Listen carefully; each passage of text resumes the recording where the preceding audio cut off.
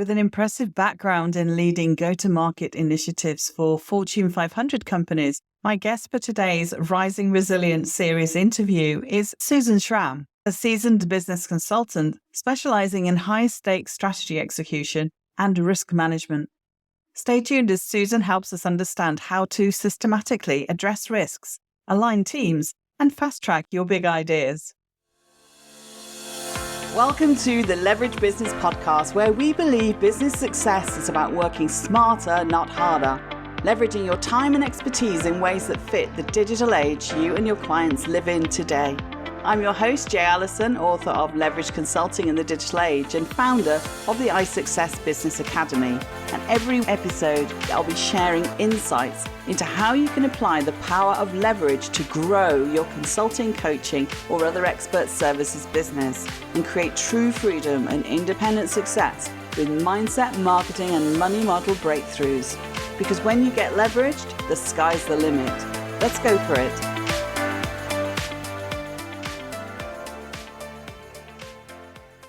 Welcome to our latest episode of the Rising Resilient series of our podcast. We're thrilled to introduce Susan Schramm, founder of Go-to-Market Impact LLC and a seasoned business consultant who specializes in high-stakes strategy execution and risk management. With an impressive background in leading go-to-market initiatives for Fortune 500 companies like IBM, Siemens, and Nokia, Susan has also played pivotal roles in driving change for startups, nonprofits, and community-focused organizations. Susan's not only an expert in aligning leadership teams and boards to fast-track strategic initiatives, but also in navigating the complex people side of operations, which is often the biggest hurdle in transforming visions into tangible outcomes. Her proprietary approach, the de-risk system for impact, has been instrumental in helping leaders identify and overcome hidden risks, ensuring that their strategies are implemented successfully and swiftly. Today, Susan's going to be sharing her insights on what it takes to introduce and accelerate new strategies, especially in disruptive times, and how her unique methods can empower your organization or your business to achieve quicker, more impactful results. Whether you're looking to optimize your strategic communications, manage post-merger integrations, or position your organization for future success, Susan's advice will be invaluable. For anyone leading a high-stakes initiative in your business or looking to pivot an existing strategy to meet today's market challenges, this is an episode you won't want to miss. Stay tuned as Susan helps us understand how to systematically fast-track your big ideas, addressing the risks, aligning collaborators, and keeping everything from going off the rails.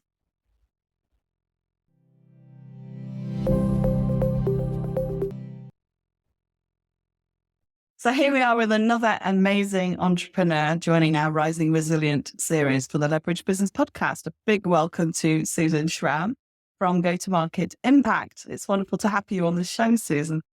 Well, thank you. I'm delighted to be part of this amazing brain trust you put together to explore resilience. Yeah, I'm loving the growing group we've got here, women-led business owners, and talking about entrepreneurship and career development and resiliency for them, their specific context. So I'm really, really excited to get your input here because I know that you're going to bring some amazing insights. So I'm literally on the edge of my seat for our conversation because it's been a long time planning, right? We talked about getting this booked in March.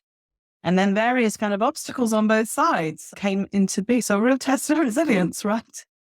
Yeah, including hurricanes. Yes, right. Hurricanes, floods, sick relatives, all sorts of things going on.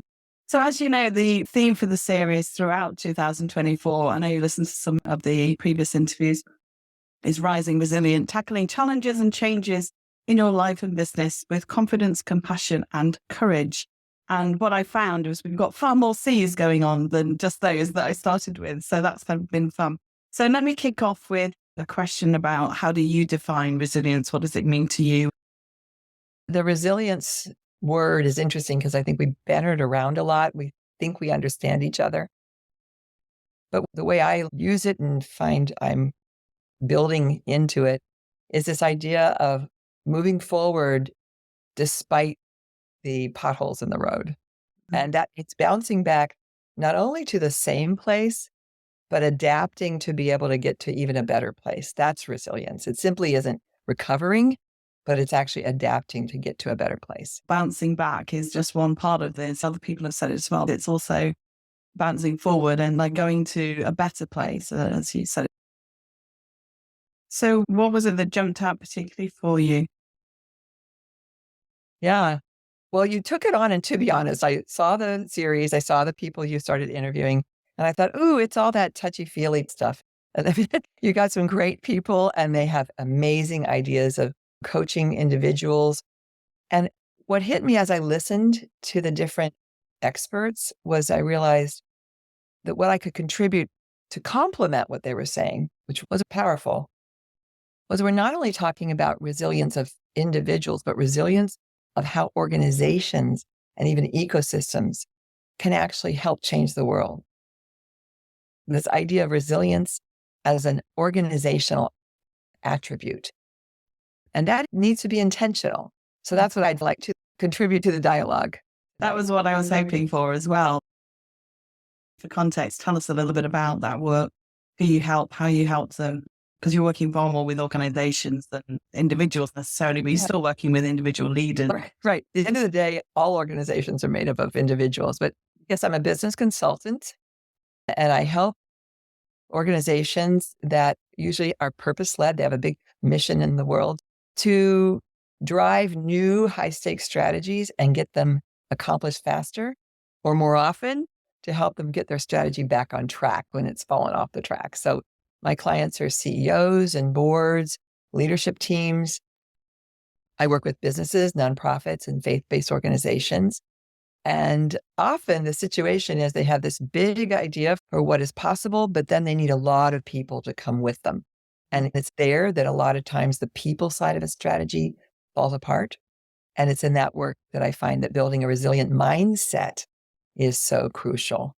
We'll come back to that as well, because I know that it's very true to your heart at the moment in terms of a book coming out and some workshops going on and how you work as a consultant with businesses. So we will definitely come back to that.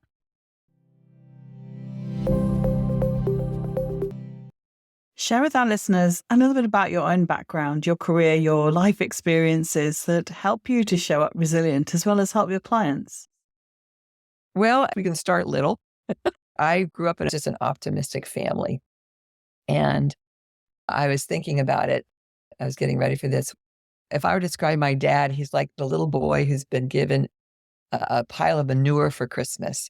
And instead of being upset about it, he starts whistling and shoveling the manure. And if you were to say, "What are you doing?" He'd say, "Well, with all this manure, there's got to be a pony here somewhere." And that is sort of the culture of the organization called my family. We had setbacks, a lot of moving around the country, career positives and negatives. And through that, there was always this framing of when you run into a problem, how can you take that problem and figure out how to make the best of it? And then in my career, I ended up working in Fortune 500 companies in the IT and telecom industries. And there's a lot of disruption, not only what we sell, like I was in sales, marketing, and strategy for those companies. And most of the time we were executing something that was disruptive. So our world was changing, but also the industry itself was a mess. We had tons of consolidations and mergers and acquisitions and downsizings and restructurings. And I was always on the front row of helping this idea get executed and figuring out how for both the organization and the people, we could make the most of this and not let it sink us. And so my role was always driving a new idea to help people do something new. Lots of times it worked. There were times that it didn't. And I found myself waking up worried about what can we do to take this great idea and ensure it works. And that's when I think I really learned resilience. I learned that resilience isn't only a thing you just do once in a while. It's a culture that has to be nurtured. And you know as well as I, you work in some organizations that are just more resilient than others. You can feel it. You can feel how when they get a setback, they move and they adapt. And it all comes down to this resilient leaders at all levels, not just the top, which is critical, but throughout the organization, this adaptive leadership that creates this resilience so an organization can shift.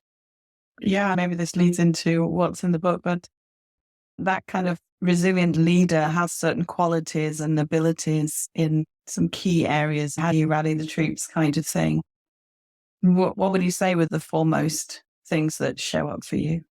So this very much complements some of the other interviews you've done, because I think this adaptive mindset is a critical element of this. And what's interesting is you almost need to build that as a person, as a leader, and as an organization as well, this adaptive mindset. And I think that as a leader of people, you sometimes think that adaptive leadership is about telling people what to do so they can adapt and giving them answers, right? That's often what we look to from bosses. What are we going to do, boss? Place is a mess. Things aren't working. What are we going to do? And I think what is the aha for me is that adaptive leadership is about equipping people and challenging them to be courageous and confident about facing the problem without fear. So they can assess it objectively, understand it, figure out what they have as strengths and what they have as openings, so they can move forward as part of solving it, not you being the shell answer man having to have all the answers. That's, I think, a learning for some people who, as they get into leadership, they feel like they have to have all the answers. In fact, this adaptive mindset is something that you encourage and develop at every level in an organization. It's also like checking that directionally they're going down the right path. Right. And that classic Stephen Covey of like, we're making progress, but you're in the wrong forest type of thing. That's true. I mean, you're right. You're going to need to, as a leader of people who are more confident in adapting, still need to make sure they're aligned so that you're all moving towards the same goals and have clarity about what you're trying to achieve.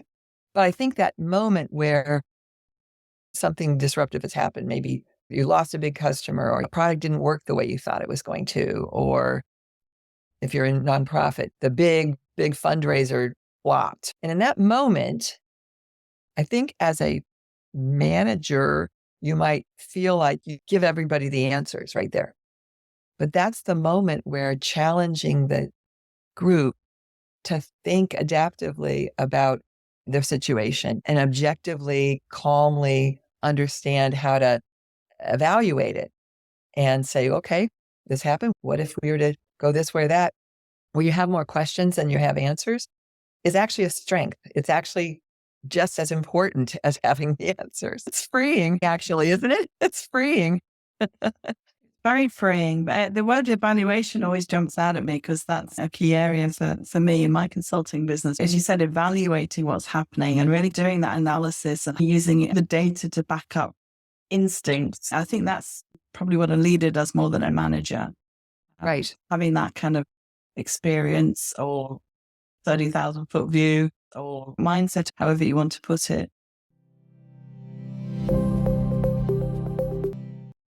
There's three things that I'd like to dig into a little bit. One is, what do you see the difference between adaptable and agile? Because that's a word that's often Oh, that's in the great. consulting world. That is great. You're right. And we talk a lot about agile because in many cases, the agile framework does reflect this idea of try, shift. This idea of minimal viable product that allows you to get just enough insight so that you can learn from it and then take in more about the environment at that point and move forward. Okay, so maybe there's people who've written a lot about that. I think the way I'd frame that is the agile tool sets and processes allow you to manage risk in a way that you're taking on just enough new ideas to prove out a concept and then incorporate that and move forward. There's probably lots and lots more to it, but when I then think about adapting, it's more the human aspects of that. The agile allows you to use a process for moving forward, but the adapting is where you go from seeing this around you and internalizing it in a way that doesn't create fear. One of the things that's fascinating about the brain is if your brain is doing that fight or flight thing all the time, right? Mhm. It's always protecting you. And that's how we were designed. The thing that's interesting about it is without a plan, your brain thinks it's got to protect you.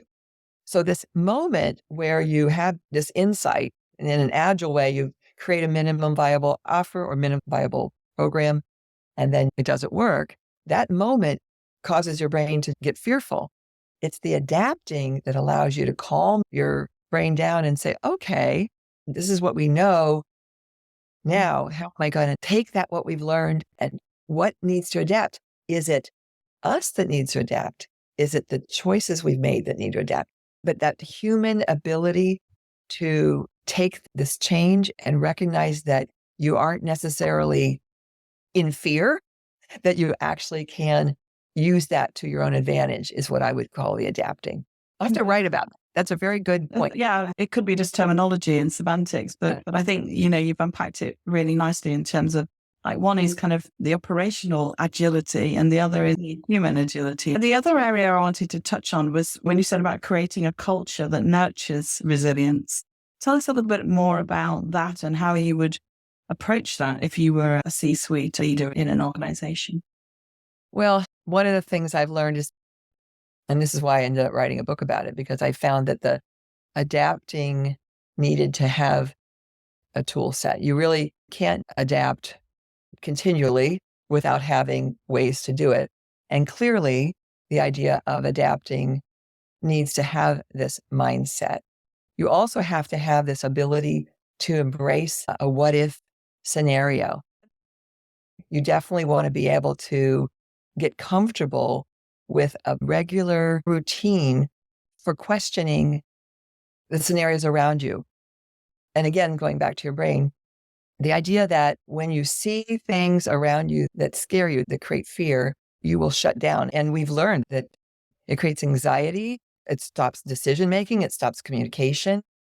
So the idea of creating a process in an organization that invites people to have what if discussions and not shut them down as not being loyal. Sometimes I've worked with some leaders who have the big answer and they view any kind of questioning as pushback, lack of loyalty, right?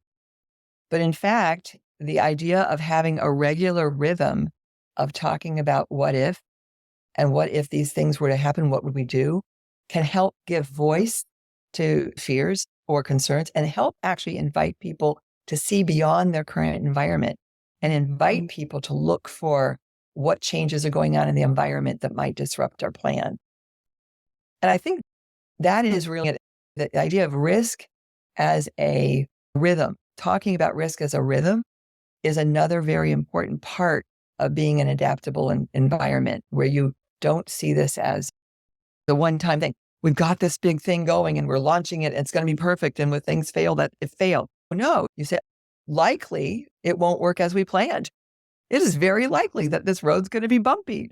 And when you get to that point, having a model, a process in your organization that allows you to regularly look at that and have that just be something we do here. This is how we work here. We talk about what if all the time. And then those situations come up, people are ready and they can get ready now. The other thing you're doing is equipping them. What can we do today to get ready for these scenarios tomorrow? Those essentially tools allow your people, your organization, yourself to respond quicker. You are a more responsive and action-oriented group because when you run into those things, you're not terrified. A lot of those words are all part of the whole agile development. True.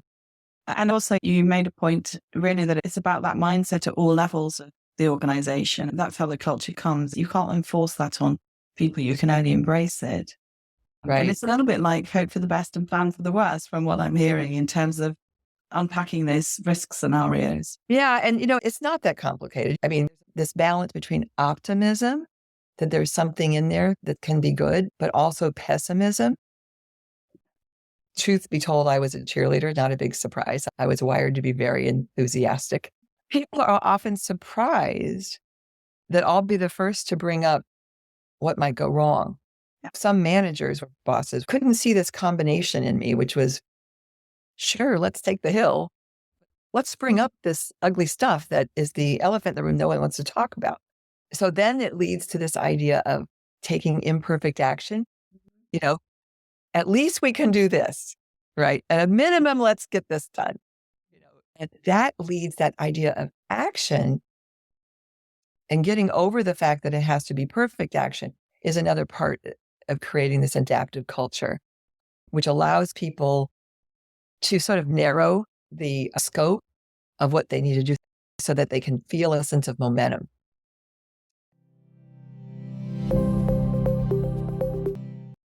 I worked in huge IT projects and huge build outs of cities. And a lot of times the goal almost became the plan. And right? It started feeling like if we didn't accomplish that big goal, we were failing. I think as a leader, you can contribute a lot to an organization by framing. So what's the minimum thing we could do where we could be proud? What could we do that would make us feel like awesome, even if it was small? That idea of helping people move forward with that small scope that then they can take action, then you get that feeling of, all the endorphins, all these ideas, sort of an environment that you're moving forward and creating momentum allows the team culture to thrive better. I was thinking the expression, you can't steer a parked car. That seemed appropriate. I love that whole thing about action and momentum and taking imperfect action because, actually that's how you learn how is it going and you're taking those tentative steps. And back to the agile and adaptable, it's that iteration, isn't it? Tweaking it as it goes forward versus a whole pivot. It's why we do our business plans in 90 days, because by the end of 90 days, what would you like to have happened that will take you towards the bigger vision, and how to eat an elephant type of scenario. Yeah. I've always appreciated that about how we work. I used to say, I can do anything for 2 years. I could take any job for 2 years. I can live anywhere for 2 years. I can do anything if I create the denominator over which something I can extract value. And in the same way, I have learned, especially in working with teams, that if you can frame what success looks like in tangible terms that are, in some cases, steps toward the big goal, and declare victory and help people feel a sense of celebration about it, that's just like riding a bicycle, darn it. You don't put a kid on a bike and say, hey, go to it, try. You end up helping them get on a bike and just stand there for a minute and have balance. And then, that kind of mini wins. Excellent. Yeah. I mentioned about the evaluation because I do a lot of evaluation, and right at the beginning when we're designing the evaluation, that's a classic question is what does success look like? And also to talk about what it looks like across stakeholders, because everyone wants a successful outcome, but they don't always see that outcome in the same way. They want different things. Some are looking for the short-term wins, the immediate gains, and others are more interested in the longer term benefits and social impact. So success looks different to whoever's perspective you're gathering. That's an interesting point you're bringing up, because I think adaptive cultures actually look for different perspectives. It's hard to work with people that are different than you, right? Let's be honest. It's easier to hang out with people just like you. But one of the things that an adaptive mindset culture of an organization intentionally does is to seek different opinions internally and externally so that you can do that what ifing from different perspectives. Yes. Yeah. It's a classic case of a big strategy built in the boardroom that hasn't talked to the front line and flops. Well, this is the whole go-to-market impact as well, because, you develop your product in your cave and then you wonder why no one wants to buy it. It's because you haven't actually done that kind of getting visible and talking about it and gathering those perspectives. Yeah. I used to enjoy working with R&D developers, and we take a product and put it in a room with customers and have them either discuss it or use it. We'd be behind a glass screen and watch them And often the developers would go, that's not what they're supposed to be doing. They're not supposed to use it that way. And they used to get so indignant about the fact that they had designed it with one intention. And people were now like turning it upside down. They were seeing lots of other opportunities. Yeah. Their frustration actually usually was an eye opener, because then suddenly they'd say, oh, it could be used for that too. Oh, I never thought of it that way. It makes me think of that film Big, with Tom Hanks, where he becomes the 13-year-old's friend, and then he's in his sales and marketing role, and he's like, I don't get it. He's looking at this product going, I don't get it. Sometimes kids find the box more interesting than the toy because they just got it so horribly wrong. So I love that's a phrase that it's interesting. That phrase, I don't get it, is something that often causes senior leaders to just get really frustrated. Like, so you lay out a strategy, you have this big communication, you lay it out to all the people, and there's usually either their faces say it or they say it out loud. I don't get it. Why are we doing this? And it's just so frustrating. And I know what it's like if you're a CEO, executive director of a nonprofit, you built this all out, or you're walking around looking to get funding, and someone you think should get it doesn't. It's very hard. In fact, that's who I work with. Many of my clients are people who've launched an initiative, and that the feedback they're getting is that the other side of the table just doesn't get it. There's this moment where they realize, maybe I need some help, because at that point, they've gone through this whole journey of feeling like they're being rejected, feeling like the other person isn't smart, all these different things that they put them in categories. But a lot of time, they just haven't anticipated the different perspectives that you're talking about. Well, they haven't gathered the perspectives. Yeah. I mean, it's the same for entrepreneurs, isn't it? It's like, exactly the same happens whether you're a big corporate or you're just a solopreneur. We feel deflated. We feel like we failed because we put something out and people didn't get it. And so you have to go back to the drawing board, and that can be quite hard. And I think that's where resilience shows up. It's like, well, what's the attitude you're going to bring to that situation? Is it, oh, well, I might as well give up and go get a job? Or is it, okay, so that didn't work. What else shall I try? And it could be something completely different, or it could be just they needed to tweak something. That's where working with a coach sometimes helps to build up your own belief again. Like, well, it's not as bad as it looks type of thing. It could just be one small thing, or actually we need to completely move to something else and test something else. What I'm hearing, Susan, just to dive into the book, is there's a lot of things that you talk about that's obviously around the what ifs and the mindset, and de-risking is a really big thing that you lean into. I know the book's coming out very soon, and having read the draft, there's lots of juicy stuff in there, lots of strategies, lots of tools. Tell us a little bit about the focus and the core lessons, the core pillars in there that have to do with resilience, if you would. So the name of the book, which in itself was an evolution, wasn't it, is Fast Track Your Big Idea. Navigate risk, move people to action, and avoid your strategy going off course. Brilliant. Exactly what I'm trying to do. I wrote it to serve so many people who have a wonderful big idea to improve our world, but they get stuck because they make some common mistakes. And so really what it's a practical handbook to help organizations, to help a leader. You could be in different stages of your big idea, but you've got this big idea that's really on your heart that you really need to get done. And you're trying to ensure that as you do, you avoid common mistakes and truly navigate risk, because it's true that a core principle I talk about is a de-risking system for impact. This is where you can proactively plan for risk from the beginning. And it's simple. One of the things I did in writing the book, I think it's funny that I grew up in decades of tech. I was adamant to have the least number of acronyms I could in the book.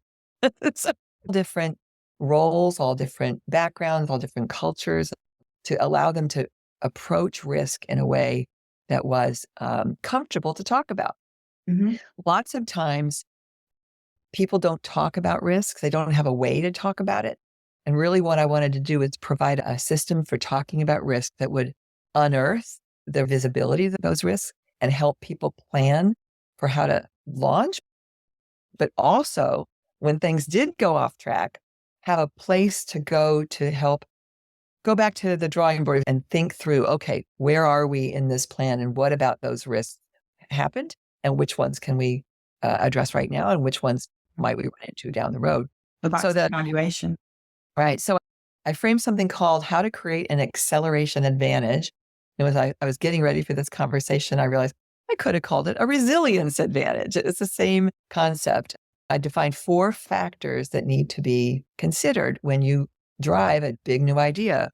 And one is de-risking. The other is aligning, that idea of getting people on the same page to move forward and continue to move forward. Other is communicating so people can take action, not just telling them that, helping them take forward action. And the last is adapting. And so what I do in the book is provide lots of tools and exercises and specific things you can do at different stages of your strategy and apply them to ensure that you're moving forward. That's brilliant. I can't wait for it to come out just to get it into people's hands and be able to point people at it, because it really complements a lot of the work that I do. So thank you for sharing that.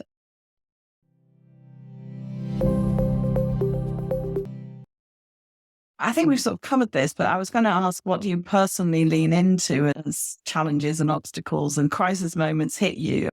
So as an example, you've just dealt with your parents in Florida getting hit by hurricanes, flood damage, and all the rest of it. And obviously that takes you then out of the business.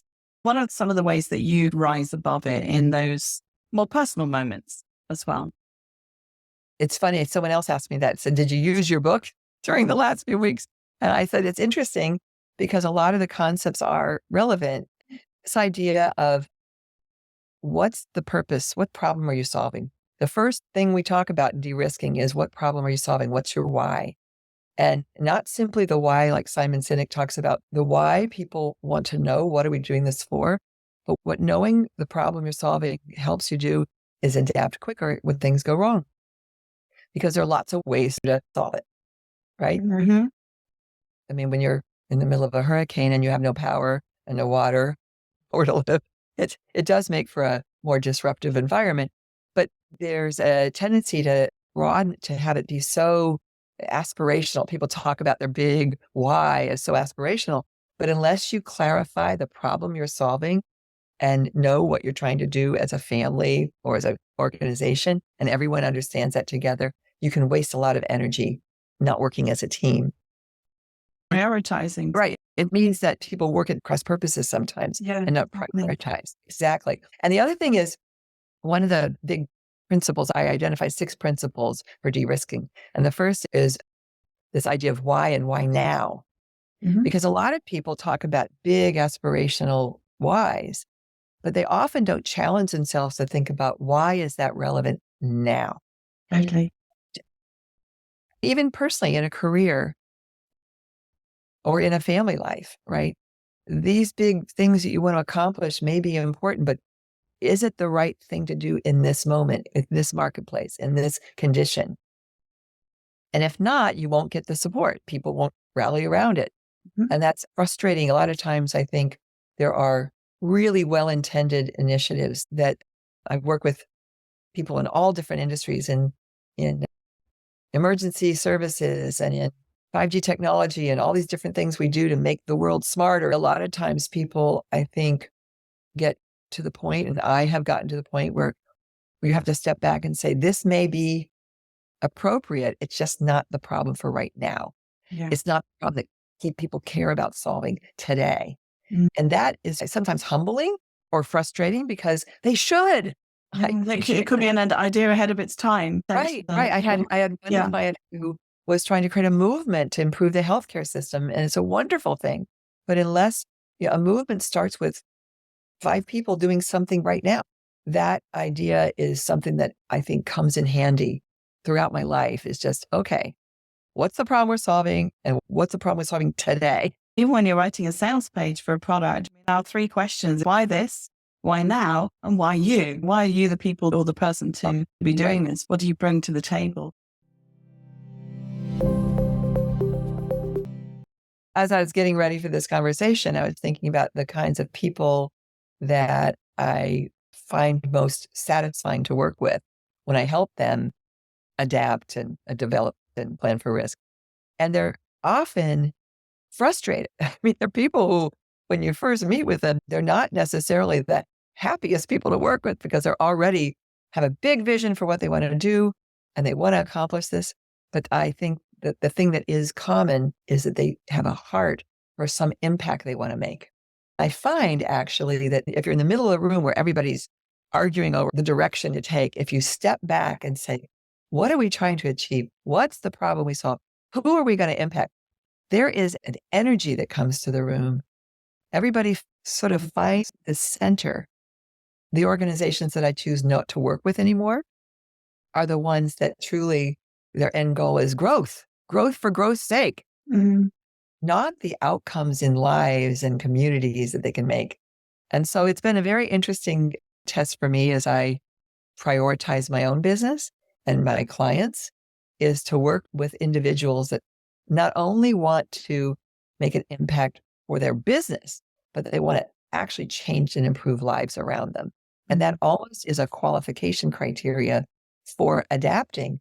If you understand humans need to feel like they're relevant in the world, that they made a difference. And if it's simply your numbers are bigger next year. That's so interesting because it's one of the reasons I love working with nonprofit. I work in the nonprofit sector on the consulting side. But actually, in the work that I do with entrepreneurs and small businesses is that they are mission driven. Something Sophie Lechner leads into, and she was on the show earlier, because you do have those sort of conversations where it's not just about the money. And like I've just said, it's not just about the money. You take the money, but it's not just about the money. It's also about the impact. Your brand, go-to-market impact is perfectly aligned with that. It's so interesting. The technology organizations are interesting because they sometimes can lose their way. They'll say, we're going to make a product that makes this widget connect to this widget faster, and you have to always be translating to accomplish what, so that what, Yeah. And it's funny because I think there's a personality type that doesn't want to be soft. However, when I always say, so tell me what a day in the life will look like when you've accomplished that. Tell me about the change that you're going to have in individuals or in families or in communities. And that you pull the thread, and often it's nothing. Well, it's almost a test of a board too. If the board doesn't understand that, their ability to guide and govern the consequences of financial decisions and everything is often hurt. And so I tend to go there more often than the typical consultant would, where they do a lot about traditional objectives. If it doesn't get personal and you don't feel a sense of outcome that you're creating, it tends to just get completely cerebral and you're just sitting there checking boxes, right? It doesn't resonate and you aren't guarded from making decisions that have consequences you haven't thought about. I remember one wonderful nonprofit I was working with had a board. They went into a room, had a brainstorming session, defining what they wanted to be. They walked out and the executive director was doing fundraising and every board member seemed to have a different definition of what they were doing. So they tried to follow up on leads and follow up on funders and stuff. Everybody was describing it different and getting them together and back in one place so they could articulate their strategy and what they were and what they were not was one of the most time-efficient improvements for that organization. Oh, yeah, that's the alignment you were talking about. It's the alignment, exactly. And it was funny because we went to 0 to 60 in days that had taken years of frustration. And a lot of that had to do with simply forcing a very willing, they thought they were helping, but they were just interpreting this vision so differently. Yeah. And I think sometimes there's a tendency to differentiate between the vision, someday we could, and the game and the game plan. Yes. Or what the next 3 years might look like. Then, as you say, the next 90 days will look like. And that reining them in without crushing, is important. And then the organizations that say, well, we could be big, we could be global, And if that's just the goal, just being big and global and there's no impact on lives, I walk away. Yeah. That's not quiet. And I know also they're sometimes a group of individuals rather than a collection of Right. like-minded people, aren't they? And you mentioned growth for growth's sake, and then later you were talking about the widgets and that sort of innovation for innovation's sake. Right. We always look at two things. We look at the risk environments, obviously, true to your heart, and the market environment, because the market changes, customer behavior changes, what people want and feel they value in the world changes, especially after COVID. We've talked about that a fair bit. Right.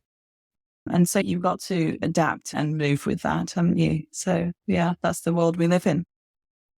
So would you say that those 6 steps and 6 questions, is that what you would say is your positive superpower for rising resilience? Or is there another dimension? Yes, in a way, as I said, God wired me to be energetic and enthusiastic about new ideas. And it really has been my brand, essentially, since I was, 3 years old. But at this point in my life, I think this ability to help people talk about risk in a way that's not scary, that can be openly discussed and can bring people together to approach it objectively with simple ideas, helps them navigate risk. And that's, I think, my superpower right now. As one client said, with you in the room, I feel more courageous. And I felt like that is a superpower in the sense that the approach, helping people become calmer and more courageous about approaching the risks around them, is what I feel I'm called to, right? This chapter of my life, and the tools and the approach I use and the ways I've now developed to help people is, I guess, a superpower for this time. Our world has a lot of risks in it, macro risks or micro risks, but having a comfortable way to talk about it without feeling like you're failing, and in fact, in a productive way, I think is a superpower. I love that. And you've given me another C, which is calm.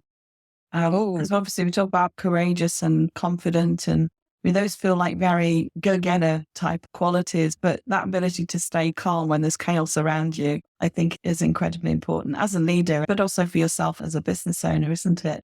I see that showing up all the time. I mean, not only your positive energy, but your kind of calm way of thinking through something. You're not a panic person. And I notice that a lot. My dad was a turnaround specialist and financial guy, and he worked with all different people from different industries. And he said, there's 2 things that you can bring to a crisis. One is calm, and the other is humor. And he said, those 2 things in the middle of the fray can really help people move forward. So I'm trying to do both. That's why we're always laughing on our coach. Exactly. What's important is my faith, my family, and a bottomless cup of coffee fuels me. Well, that's good. Susan, this has been incredible and given us some deep, deep insights. And yeah, I can't wait for the book to come out. And I know that you're running some workshops, or will be running some workshops as well. So if we've got the details for that, we'll share them in the show notes as well. So thank you so much for joining me here. This has been just brilliant. Thank you. Well, thank you for your tenacity and including me despite all the reschedules. I just love the organizational resilience. It complements so well, and it's so important to have the individual resilience at all levels in an organization to create that culture. And it was fun to talk about it. Awesome. Thank you. Have a good weekend. Thank you. Thank you for listening to the Leverage Business Podcast. Want to create leverage in your business? Did this episode provide some insights and ideas to be thinking through? If so, subscribe so you get alerts when the next one's released.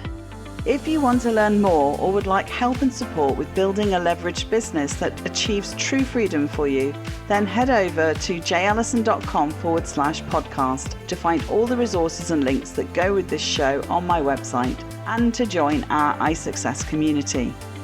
And if you're enjoying our content, it would be great if you could pop into Apple Podcasts or the app you listen from and leave me a rating and review. Everyone makes a difference to improving our rankings. So thank you if you've done that already. I appreciate you.